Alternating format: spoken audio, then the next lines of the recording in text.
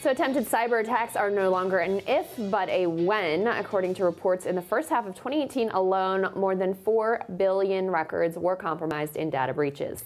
Earlier this year, the Department of Health and Human Services published voluntary cybersecurity practices healthcare organizations can take to protect themselves and their patients. Recently, we talked with former Deputy Assistant Secretary for Policy in the Department of Homeland Security and Senior Advisor to the Chertoff Group, Paul Rosenzweig, about the cybersecurity issues that we are facing today. He's also the author of Cyber Warfare: How Conflicts in Cyberspace Are Challenging America and Changing the World. Paul, thank you very much for being here. Thanks for having me. I think one of the places where you can get people's attention with cyber, other than with election intrusions, which we could also speak about in a moment, is anything having to do with healthcare. And there have been some high-profile incidents of hackings in the past where major healthcare facilities, hospitals in the UK, for example, have been affected. How much of a threat is this really, and how prepared are we for it? Well, the measure of the threat really depends upon how sensitive you are to personal information. I don't know about you, but I'm particularly sensitive about healthcare information relating to me. That and finances are probably the core of my personal privacy. And so the idea of that being exposed publicly is generically a threat to people. It really freaks them out. And as for how well prepared we are, the answer is obviously not that well, though we are better than we were, say, 5 years ago. But we live in a world in which the attackers beat the defenders every day and twice on Sunday. So there's absolutely no silver bullet. The only thing we can really do is think about ways to mitigate the risk. Do we have the laws in place, the regulatory regime to deal with these new threats? Well, yes and no. We have in the U.S. we have HIPAA, which is a privacy law that has imposed upon healthcare providers some security requirements. For example, you probably if you talk to your provider via email now, it's probably an encrypted email channel instead of in the clear. So that's a good step.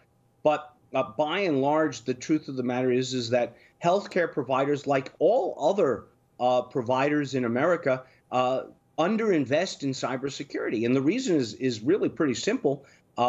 It costs a lot of money. It doesn't go to their bottom line, and they don't know how to measure whether or not what they're doing will improve their security in any event.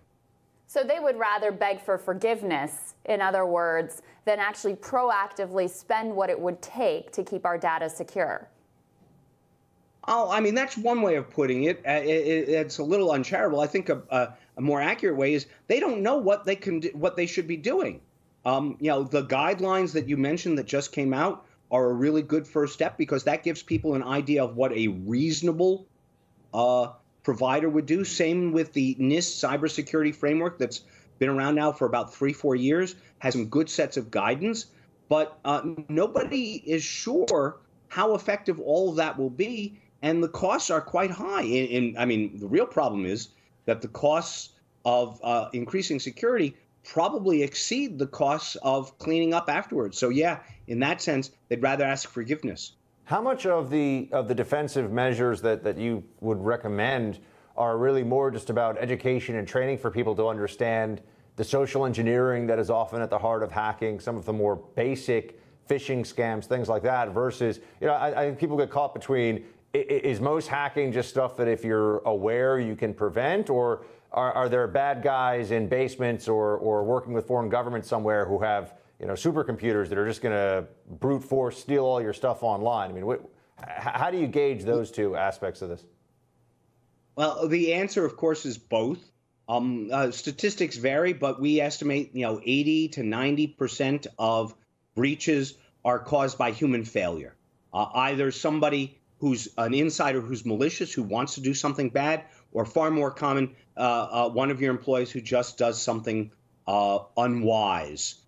The other 10 to 20%, that's when the professionals on the other side are after you in particular, and nothing that you can do is really likely to protect you. So the best methodology for anybody who's trying to prevent a breach is to try and fix the 80% that we can fix pretty readily.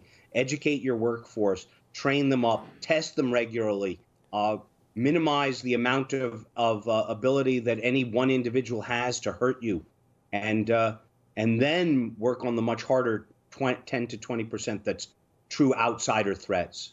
Paul, do companies face any legal liability if they are reckless with our data? If Target or a healthcare company or a credit card company just sort of has very loose protections, isn't really doing what they should to protect our data, and it's stolen and damages us, do they face any legal liability, and should they?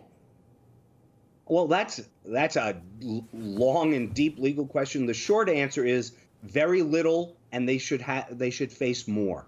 Right now, when there's a data breach, for example, all that a company like Target owes you is notice and a credit check, so that you can find out if something bad is happening to you.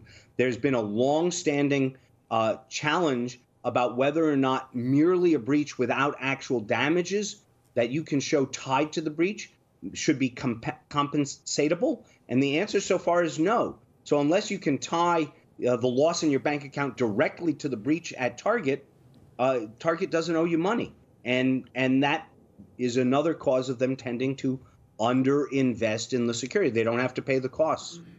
Now, Paul, you have worn a lot of hats in your career, so we wanted to shift gears here for a moment because in addition to being a lawyer, you were involved in the Starr investigation. Give us a little bit of a 2019 preview of the Mueller investigation. Where do you think this is heading, and what do you think are the biggest risks for the president at this point? Wow, that's a big question. Yeah, I think the Mueller investigation will probably come to an end by the end of this year. So I give it about 12 more months of work. It'll probably end with a few more indictments, probably of some of President Trump's confederates, and like Jerome Corsi and Roger Stone.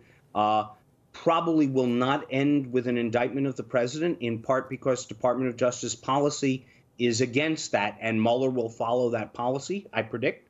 Where it will go from there, I think the biggest risk for the president lies in the political sphere, and always has, in whether or not enough evidence comes out of the Mueller investigation to motivate the House of Representatives to impeach him and the Senate to convict him. There, the biggest risks for him have been and always will be related to the seemingly endless web of ties between him, his companies, and Russia.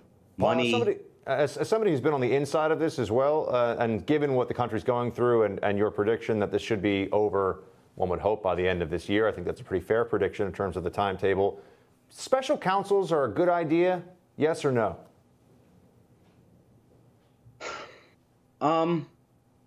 On balance, they are a good idea if they're cabined by political reality, which is to say it's okay to have someone like Mueller looking into all of this, but the final decision maker really ought to be Congress and ultimately the American people, whether or not we are willing to put up with this behavior, accept it or not. There's a strain of thought that says we get the government we deserve. And that's really true.